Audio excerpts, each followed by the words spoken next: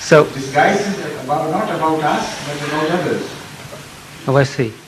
But we are the target. Of course, you are playing the simple target. Whether they can hit at the target or not, that is a different question.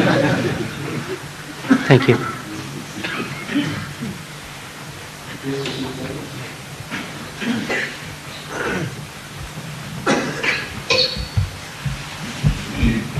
Assalamu alaikum, Hazur. Why Abu Jahl is called Abu Jahl, which is contrary to the Islamic traditions, that not to be called names? He was called Abul Hakam. Hikam. Hikmah. Hikam तो मुझे जाना है. Abul Hikam था कहलाता था, लेकिन Abul Hikmah कहलाता. Hikam कहलाता. The father of so many wise things. Abu Jahl was previously called Abu Hikam, which means Abu is a kunya, word of kunya used in Arabic, which doesn't mean real father. Literal translation is father, but it doesn't mean father in this connection. It only means a source of something, something who collects these things, who possesses a certain quality. So when you say Abul Hikam, Hikam means wise sayings or things of wisdom. So Abul Hikam means a possessor of so many things of wisdom. So that's a compliment to him for his wisdom. When he opposed Ahmed sallallahu alayhi wa sallam and the truth of the Holy Quran, then he was working exactly opposite to what he was understood to be. So he proved by his action that he was no longer a man, a possessor of wise things, but he was a possessor of total ignorance. Yes, please? His name is Hisham ibn al-Hakam. His father Hakam. Not Hakam. Al-Hakam. His father is al-Hakam. Ibn al-Hakam. And his name is Hisham. That we understand. Hisham ibn al-Hakam. No, I understand that. But he is pointing at a different thing altogether. Before Islam, he was called Abul Hikam. It is not because of Ibn al-Hakam, he was called Abul Hikam. That we know positively. Although he was Ibn al-Hikam, Ibn al-Hakam, Hakam is a name, proper noun of a person, that is his father. But he was called Abul Hikam because of his so-called wisdom. So, because he proved himself to be the most unwise person by rejecting the truth and by opposing the truth. So the Muslims gave him this name in exchange for the word Abul Hikam. Huh? Amrata. Acha. Already that is one thing is quite certain, that before Islam a tribute was paid to him by giving him the kunyat of Abul Hikam. That is a man full of wisdom, possessor of a collection of wisdom. Combining all aspects of wisdom. Yes, sir. Combining all aspects of wisdom is the translation in this side. Now the question is this is contrary to the Muslim traditions, that is to be called names. But that's not all. The Holy Quran says that Jahar Su is prohibited. To say a bad thing in public and loudly is wrong, unless you are wrong first. If you are wrong, then you have a right to kick back in the same terms and pay the person in the same coins. This principle is also laid down very clearly in the Holy Quran. Now, because Abu Jahl was the man who tried to distort the name of Muhammad sallallahu alaihi wasallam and repeatedly so. So he forfeited that right given by Islam to its opponent, to a very man, by committing that error. So having done that, he gave the right to Muslims to distort his name. And in that case, they did it rightly. In his case, he did it wrongly.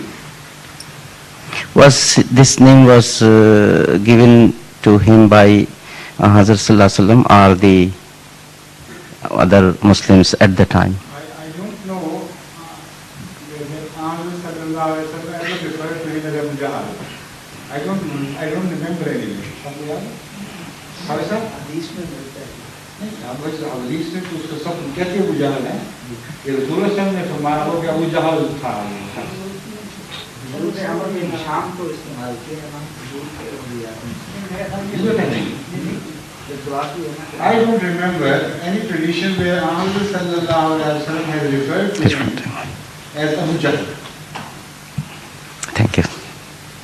In fact, Ikrimah bin Abu Jahl once appeared before Ahmad sallallahu alaihi wasallam after Fateh Makkah and complained to him that people were referring to him in relation to Abu Jahl, his father Abu Jahl, and were saying bad things about his father which hurt him. And Ahmad sallallahu alaihi wasallam prohibited his companions to hurt the son for the fallings of his father. And he said, don't say anything bad in the presence of Ikrimah against his father. He was that kind, you know. He was that tolerant. There is no comparison No comparison. as far as Ahmad sallallahu alaihi wasallam's tolerance is concerned and his kindness is concerned. So naturally, I can't expect him Can't to expect generally use this term, but maybe occasionally at some most opportune moment, he might have once or twice mentioned this. Bukhari में जहाँ उसके बाद में एक कहना है कि तुम्हारा मारला सना अभी जाए तो देखो सी क्या है फिर अब्दुल्ला बिन मसूद गए देखा सी मारला लेकिन सबसे पहले But that again is, I don't think so.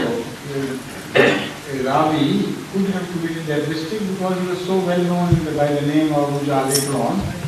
But referring to him, पहले he was called Abu Jahl originally by Hindu and some more by Shaka. I think it is by Shaka. that is bullshit. We have no record whatsoever of Ahmad sallallahu alaihi wasallam giving him this name. Because when he prayed one of the two Umars, you know. He named him, he gave him name. He prayed to Allah that I want one of the two Umars. Thank you. Yes.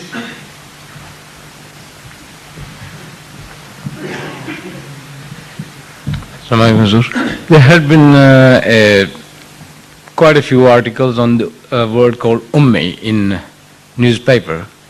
There are a lot of references being given from the other's author. Is there any, Azur can put some light on that? You see, what is the Ahmadiyya's understanding of the word Ummi in the book for Prophet Muhammad sallallahu alaihi wasallam? Pardon? What the controversy is. Well, there's been a lot of meanings been given, you see, by the various others. Some are been given that it sounds that as a insultive, you see, and I believe this has started after this Asma Jilani's statement come into the papers, you know, and now somebody has been trying to clear Asma Jilani's statement that she hasn't used any insultive word for Prophet Muhammad by giving the meaning of Ummi from Abul Kalam Azad, Maududi and various old scholars, you know. I just want to know what is our own interpretation of lafz Ummi, word Ummi in the book. The Quran is so clear about it that there is no question of any debate on this issue.